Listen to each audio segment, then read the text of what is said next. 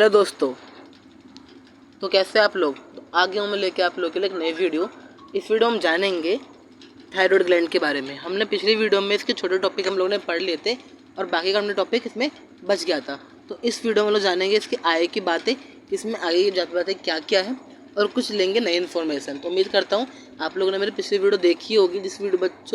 जिस साथी ने मेरी वीडियो नहीं देखी है वो जाके वो वीडियो चैनल पर गो थ्रू करें और मेरी वीडियो को देख लें। और उनको जो भी डाउट आता है, क्योंकि आपका जो मैंने वीडियो बनाई है फर्स्ट सेकंड थर्ड मेरे जो भी वीडियोस में है वो सारे आपके बेसिक पार्ट है। तो आप बेसिक क्लियर नहीं होगा आपका चैप्टर में, आप आगे फर्दर मूव नहीं कर पाओगे, आपको आगे मूव होने में डिफ़िकल्टी होगी। तो आप लोग से मैं कहता हूँ कि आप वीडियो को देख लो फर्स्ट सेकंड मेरे वीडियो, जिससे आपका बेसिक क्लियर हो जाए, उसके बाद इस वीडियो को कंटिन्यू कर सकते हो। चलो तो हम स्टार्ट करते हैं अपनी आज की वीडियो। हमारा आज का टॉपिक है थायराइड ग्लैंड का। तो हम जाने हैं कि हमारा थायराइड ग्लैंड होता कहाँ पे, कैसे फंक्शन करता है, क्या किस में स्टेप्स होते हैं, मतलब सब कुछ छोटे से लेके बड़ी तक सब कुछ जानकारी इस बारे में हम लेने की कोशिश करेंगे। सबका टॉपिक क्या है, थायराइड ग्लैंड। सबसे पहले हम जानते हैं कि थायराइड ग्लैंड आपकी बॉडी में प्रेजेंट होता कहाँ पे। जैसे कि ये आपका माउथ है, ठीक है, आपका माउथ ये आपका नेक है, आपका क्या नेक है। तो नेक के दोनों रीजन में, यहाँ पे नेक में पता है आपको हमारी फुट पाइप आती है, ट्रैकिया आता है, क्या पता है आपको। तो हमारे दोनों रीजन में इस साइड भी प्रेजेंट होता है आपका थायराइड ग्लैंड, एक इधर ही प्रेजेंट हो थायराइड ग्लैंड। तो आप कह सकते हो, तो आप लोग यहाँ पे कह सकते हो कि हमारे नेक के दोनों साइड्स में क्या होते हैं, थायराइड ग्लैंड प्रेजेंट होते हैं। तो यहाँ पे लिख भी रखा है मैंने इधर पॉइंट पे, जो आपका टॉपिक क्या है, थायराइड ग्लैंड टॉपिक है आपका। हाँ, तो आपका टॉपिक है इसमें, थोड़ा काम नहीं कर रहा, आपका टॉपिक यहाँ पे थायराइड ग्लैंड टॉपिक है आपका ये। तो इसमें क्या है यहाँ पे हमारा कि thyroid gland composed of two lobe which are located on either side of trachea. इसमें बताया आपको जो हमारा थायराइड ग्लैंड होता है वो ट्रैकिया के आइदर साइड, एक आपके लेफ्ट साइड में एक आपके राइट साइड में, दोनों तरफ आपका क्या होता है, प्रेजेंट होता है। अब जैसे कि आपको पता है हमारा जो नेक है, नेक रीजन में यहाँ पे ट्रैकिया आता है। अगर ट्रैकिया आता है तो ट्रैकिया के either side, either on right and either on left, आपके दोनों साइड में क्या होता है, आपका ये थायराइड ग्लैंड आपका प्रेजेंट होता है। तो ये आपका पॉइंट यहाँ पे लिख रखा है कि thyroid gland compose of two lobe which are located on either side of trachea, ठीक है। Both the lobe are interconnected with a thin flap of connective tissue called isthmus. जो दोनों आपके लोब होते हैं, अब इसमें आपको बताया गया इसमें दो लोब होते हैं। मान लेते हैं कि एक लोब आपका थायराइड ग्लैंड का यहाँ पे हो गया, एक लोब आपका यहाँ पे हो गया। अब ये दोनों लोब जो होते हैं आपके एक स्थमस, एक क्या आपका एक स्थमस, एक कनेक्टिव टिश्यू है आपका, क्या है, स्थमस है, कनेक्टिव टिश्यू है, जिसकी हेल्प से ये दोनों के दोनों आपके क्या होते हैं, आपस में इंटर कनेक्ट होते हैं। क्या होते हैं जी, आपके इंटर कनेक्ट होते हैं, ठीक है, ठीक है। अब क्या हो गया हमारा, जो thyroid gland is compose of follicle and stromal tissue. जो हमारा थायराइड ग्लैंड है किससे बना होता है, फॉलिकल एंड स्ट्रोमल टिश्यू से आपका थायराइड ग्लैंड बना होता है, ठीक है। तो हम कह सकते हैं यहाँ पे हमारा थायराइड ग्लैंड किससे बना होता है, आपका फॉलिकल एंड स्ट्रोमल टिश्यू से आपका थायराइड ग्लैंड बना होता है। हाँ हाँ दोस्तों, तो इसमें क्या होता है, फॉलिकल और स्ट्रोमल टिश्यू में आपका ये थायराइड ग्लैंड कंपोज होता है। अब जैसे स्ट्रक्चर देखते हैं कैसा होता है। देखिए जैसे कि आपका ट्रैकिया दे रखा है, मैंने आपको डायग्राम के थ्रू समझाने की कोशिश करी है आप लोगों को मैंने ये आपका कुछ फिगर उसी तरह से बनाया गया जो समझ में आपको आ जाए, ठीक है। तो यहाँ पे जैसे कि आप लोग देख रहे हो आपका ये क्या ट्रैकिया है, और ट्रैकिया के आइदर ऑन लेफ्ट साइड और राइट साइड आपके दोनों तरफ क्या है, यहाँ पे either on left side and either on right side आपकी दोनों तरफ क्या परसेंट है, आपके दोनों तरफ थायराइड ग्लैंड परसेंट है। और जो थायराइड ग्लैंड है आपके वो दोनों के दोनों आपस में क्या है, जुड़े हुए हैं, कैसे, थ्रू स्थमस, एक थिन फ्लैप है कनेक्टिव टिश्यू का जिसे स्थमस कहते हैं, जो कि आपके दोनों थायराइड ग्लैंड को जोड़ने का काम करता है, ठीक है। तो स्थमस क्या आपका कनेक्टिव टिश्यू है, क्या कनेक्टिव टिश्यू है, जो कि पैराथायरॉइड है, फिर two pair of thyroid gland को कनेक्ट करने में हेल्प करता है। तो आप कह सकते हो isthmus are the connective tissue which help to connect to stabilise a link between the thyroid gland, okay. अब जब हम देखते हैं यहाँ पे आपको डायग्राम देख रहे होगे आप लोग यहाँ पे। अब इस जब मैं डायग्राम बनाया आपके थायराइड ग्लैंड के, इसमें बहुत छोटे छोटे से आपके क्या परसेंट है, पे सर्कल्स परसेंट है, बहुत छोटे छोटे आपके सर्कल परसेंट है। अब ये क्या है, ये आपके जो थायराइड ग्लैंड है उसके स्ट्रोमल टिश्यू फॉलिकल सेल से बने होते हैं, बताया था आप लोगों को मैंने, तो उसी के सेल्स हैं आपके। अब ये क्या होता है, जिसके एक सेल के बारे में देखा जाए, यहाँ पे देखो, यहाँ पे यदि हमने एक सेल लिया, एक सेल के बारे में यदि जाने अच्छी तरह से कि क्या होता है, तो उसका कुछ डायग्राम है सेल का, आपका माइक्रोस्कोपिक व्यू कुछ इस प्रकार दे रखा है। अब इसमें क्या दे रखा है वो ज़रा समझते हैं हम लोग यहाँ पे। अब इसके अंदर आपको सेल दे रखा है, या सेल डायग्राम दे रखा है आपको। इसके अंदर पैराफोलिकुलर सेल्स है, स्ट्रोमल टिश्यू है, थायरोग्लोबुलिन है, फोलिकुलर सेल है, ब्लड वेसल है। अब ये कहाँ कहाँ है समझते हैं। अब आप लोग देख रहे होंगे जो आपको ये जो स्ट्रक्चर है यहाँ पे जो सर्कल में कर रहा हूँ, इसे कहते हैं पैराफोलिकुलर सेल्स। ये कहते हैं इसको पैराफोलिकुलर सेल्स। अब ये पैराफोलिकुलर सेल्स है ना, वो थायरोकैल्सिटोनिन TCT, ये थायरोकैल्सिटोनिन रिलीज करता है। अब थायरोकैल्सिटोनिन का काम करता है, ये हमारा ब्लड है, ब्लड कैल्शियम लेवल को डिक्रीज करने काम करता है हमारा थायरोकैल्सिटोनिन, डिक्रीज करने का काम करता है थायरोकैल्सिटोनिन। तो आप ये कह सकते हो कि जो हमारा पैराफोलिकुलर सेल्स है, जो हमारी पैराफोलिकुलर सेल्स है वो क्या रिलीज करती है आपके, वो जो पैराफोलिकुलर सेल्स है वो रिलीज करती है थायरोकैल्सिटोनिन, जो कि डिक्रीज ब्लड कैल्शियम लेवल, हाइपोकैल्सीमियम। इसमें क्या होता है, आपका थायरोकैल्सिटोनिन रिलीज हो गया, इसके रिलीज होने की वजह से आपका जो ब्लड में कैल्शियम लेवल था वो क्या हो गया, कम हो गया। जो आपका रिलीज हुआ, या आपकी जो भी क्या कहते हैं आपके जो TCT रिलीज हुआ, थायरोकैल्सिटोनिन रिलीज हुआ आपका, इसकी वजह से आपका ब्लड में कैल्शियम लेवल था वो क्या हो गया, आपका डिक्रीज हो गया। अब ब्लड में कैल्शियम लेवल डिक्रीज हुआ, डिक्रीज के लिए हम वर्ड यूज करते हैं हाइपो, तो आपको क्या हो गया यहाँ पे, हाइपोकैल्सीमिया हो गया। Hypocalcaemia means decrease in level of calcium in blood, इसको हाइपोकैल्सीमिया। तो हाइपोकैल्सीमिया आपका एक साइंटिफिक वर्ड हो गया, साइंटिफिक लैंग्वेज आपकी हो गई, ठीक है। अब जो आप स्ट्रक्चर देख रहे हो, आपको यहाँ पे ये स्ट्रक्चर यहाँ पे ये देख रहे हो, आप एक गोल सर्कल में कर रहा हूँ, इसे कहते हैं आपकी ब्लड वेसल्स। आपकी हर चीज़ में ब्लड वेसल्स तो होती हैं ब्लड को फ्लो कराने के लिए। अब वैसे ही आपका यहाँ पे भी ब्लड वेसल्स प्रेजेंट होती है, इसे आपकी ब्लड वेसल होगी, ओके। अब उसके बाद आपका ये जो सर्कल दिख रहा है आपको, ये इसे कहते हैं आपका फॉलिकुलर सेल। ये कहते हैं आपके फॉलिकुलर सेल, जो कि सिंपल क्यूबोइडल शेप में होती है। अब फॉलिकुलर सेल्स के अंदर आपका प्रेजेंट है थायरोग्लोबुलिन। क्या प्रेजेंट है, थायरोग्लोबुलिन। अब ये थायरोग्लोबुलिन क्या होता है, जब आपको थायराइड ग्लैंड होता है ना, वो थायरोक्सिन हार्मोन प्रोड्यूस करता है।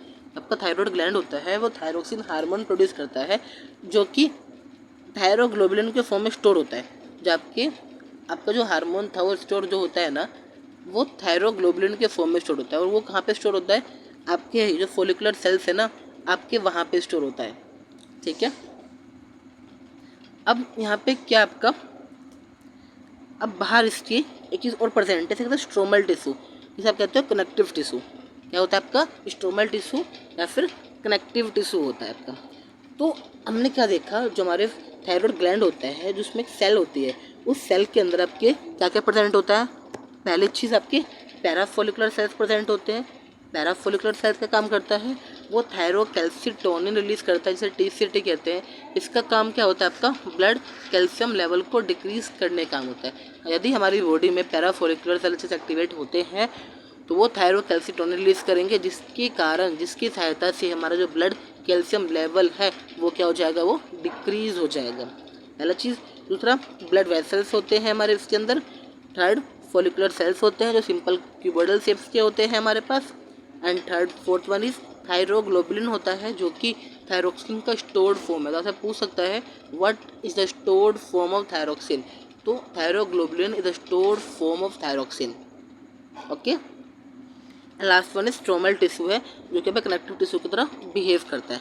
अब आपका थायरोक्सिन का इसमें दो चीज़ होता है, एक थायरोक्सिन का स्टोर्ड फॉर्म क्या है और थायरोक्सिन का एक्टिव फॉर्म क्या है। जब आपका थायरोक्सिन जो है वो, उसका जो एक्टिव फॉर्म है वो T3 है।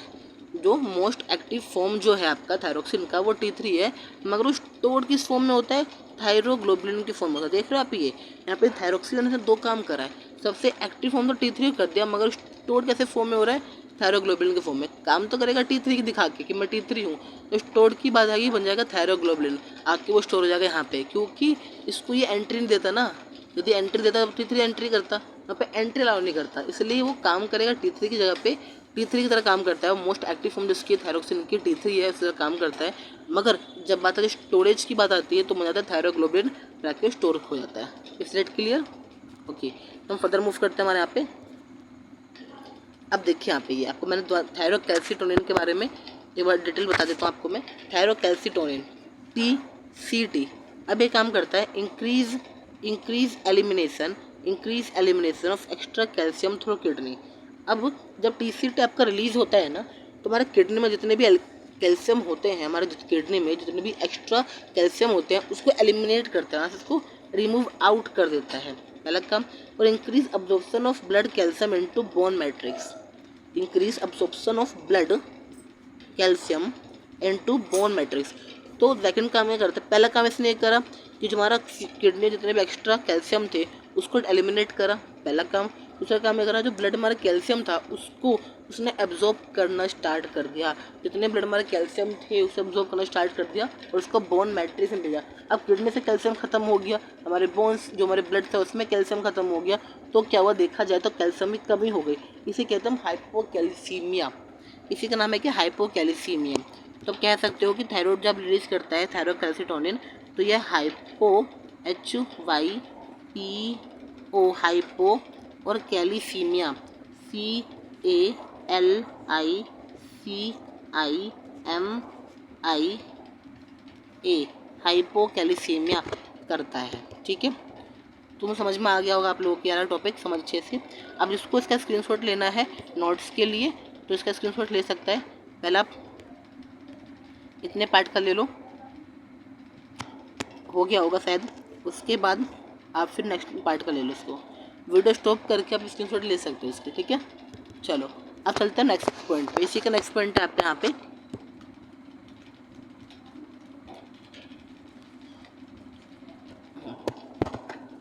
अब जरा देखा जाए यहाँ पे कि थायरोक्सिन है क्या, कि व्हाट इज थायरोक्सिन। थायरोक्सिन हमारा है क्या?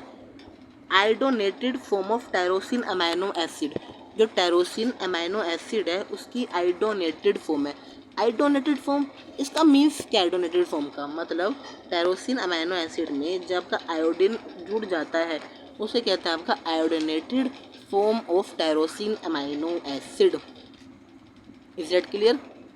ठीक है, अब इसमें जरा देखा जाए, आपको डायग्राम को पूरा अच्छे से दिखाते हैं पहले आपको, उसके बाद आपको समझाएंगे इसमें कि क्या क्या चीज़ है। तो डायग्राम को देख लो आप अच्छे से, इसकी स्क्रीनशॉट लेनी है, स्क्रीनशॉट ले लो, फिर आपको स्टार्ट करते हैं समझाने के लिए।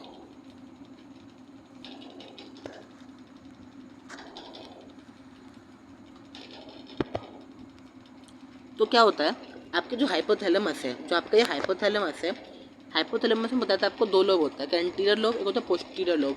तो जो आपका पोस्टीरियर लोब होता है वहाँ से हाइपोथैलेमस रिलीज करता है TRH। आपका हाइपोथैलेमस रिलीज करता है TRH, जो कि TRH जाता है आपका TSH के पास, थायराइड स्टिमुलेटिंग हार्मोन के पास जाता है, वहाँ से आपको वो थायराइड हार्मोन रिलीज करता है। अब ये यहाँ पे क्या, ये आपकी ब्लड वेसल है, यहाँ पे क्या ब्लड वेसल है, जिसके अंदर ब्लड वेसल के अंदर जहाँ पे दे रखा है आपकी T3 और T4 दोनों ही प्रेजेंट होते हैं। क्या होता है आपके T3 और T4 दोनों ही प्रेजेंट होते हैं। छोटा करना पड़ेगा मुझे, अब ठीक है, ठीक है। जब भी क्या होता है ब्लड वेसल्स के अंदर आपके T3 और T4 दोनों प्रेजेंट होते हैं। आपके जो T3 होता है वो 20% प्रेजेंट होता है और T4 जो होता है वो 80% प्रेजेंट होता है। अब इसका काम क्या होता है, जो सबसे ज़्यादा प्रोड्यूस होता है आपका थायरोसिन हार्मोन सबसे ज़्यादा प्रोड्यूस होता है वो आपका है T4। जो T4 जो है इसके अंदर आपका आयोडीन होता है, तो ये अपने एक आयोडीन को, ये जो T4 है अपना एक आयोडीन को, एक I2 को रिमूव करके वो T3 बना लेता है। क्या कर लेता है, जो T4 है जो मोस्ट प्रोड्यूसिंग फॉर्म है थायरोक्सिन का, वो अपना एक आयोडीन रिलीज करके, जो आपका T4 है जो कि आपका most producing form of thyroxine है, वो एक आयोडीन को रिलीज करके most active form of thyroxine में कन्वर्ट आता है। तो जो प्रोड्यूस होने वाला था उसने कन्वर्ट किस में हो गया, वो मोस्ट एक्टिव फॉर्म में कन्वर्ट हो गया। अब जैसे कि कन्वर्ट हो जाता है आपका यहाँ पे, तो T4 जो होता है आपका ये T3 बन गया। जो आपका T4 यहाँ पे अपने T3 इसका प्रोसेस हो चुका है। अब ये करने के बाद फिर जो आपकी जो T4 है वो यहाँ से, जो ये काम तो हो गया, थोड़ा सा जूम आउट जूम इन कर लेते हैं और समझ में अच्छे से आ जाए आप लोगों के।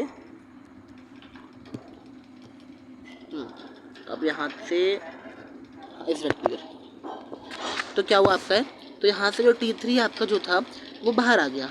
आपका आयोडीन, तो आयोडीन आपके अंदर के सेल्स के आयोडीन अंदर गया और फिर यहाँ से T3 भी अंदर आपके आ चुके थे। अब जो TSH आपका आया वो इस रिसेप्टर पे आके बाइंड होता है। इस पे बाइंड होने के बाद वो आगे आपके जो लिख रही है ये आपके जहाँ पे थायराइड ग्लैंड आपके अटैच होते हैं वहाँ पे जाके वो अपना काम करता है। तो वहाँ पे जबकि आयोडीन जो भी यहाँ से आए थे वो सारे आयोडीन अपने अपने बाइंडिंग साइट पे, अपने अपने बाइंडिंग साइट पे, यहाँ पर डॉट लगा रहा हूँ मैं आपके में, अपने अपने बाइंडिंग साइट पे आके वो अटैच हो जाते हैं। यहाँ पे क्या होता है, इस वाले बाइंडिंग साइट पे आपके 3 थायराइड आपके इस वाले बाइंडिंग साइट पे आपके 3 थायराइड आते हैं। देखिए इस वाले बाइंडिंग साइट पे आपका 1 थायराइड आता है, इस वाले में आपके 2 थायराइड अटैच होते हैं। तो यही करके करते हैं आपका ट्राई आयोडोथायरोनिन बनाते हैं। यहाँ पे क्या होता है, ट्राई आयोडोथायरोनिन बनाते हैं सॉरी। अब एक आयोडीन आपका यहाँ पे आ गया तो क्या हो गया, मोनो आयोडोटायरोसिन आ गया। अब जितने आपके आयोडीन जहाँ पे अटैच होंगे उसके अकॉर्डिंग वहाँ पे कंपाउंड बनाते हैं। आपके आयोडीन क्या हुआ, ब्लड वेसल से आपके अंदर आ गए। आप देख सकते हो आप यहाँ पे जो इसने क्या हुआ, जो आपके ये आयोडीन थे उन्होंने यहाँ पे आपकी क्या हुआ, 3 आयोडीन आपस में आके अटैच हुए तो उन्होंने क्या करा, ट्राई आयोडोथायरोनिन बनाया जो कि हमारी बॉडी में 20% बनता है। अब वही सेम आयोडीन आपका सिंगल आयोडीन यहाँ पे आके अटैच हुआ तो उसने क्या बनाया, आपका मोनो आयोडोथायरोनिन बनाया, मोनो आयोडोथायरोसाइन बनाया। ठीक है, अब आपके इस जगह पे क्या हुआ, यहाँ पे आके आपके 2 अटैच हो गए आपके आके, तो ये डाई आयोडोथायरोसिन बना लिया, आपका डाई आयोडोथायरोसिन बना लिया। अब जब देखा जाए यहाँ पे आपका लास्ट वन पे, यहाँ पे इस साइड आपके यहाँ पे आपके 4 आके अटैच हुए हैं। क्या हुआ आपके 1 2 3 4 4 हुए हैं, तो टेट्रा आयोडोथायरोसिन बना लिया।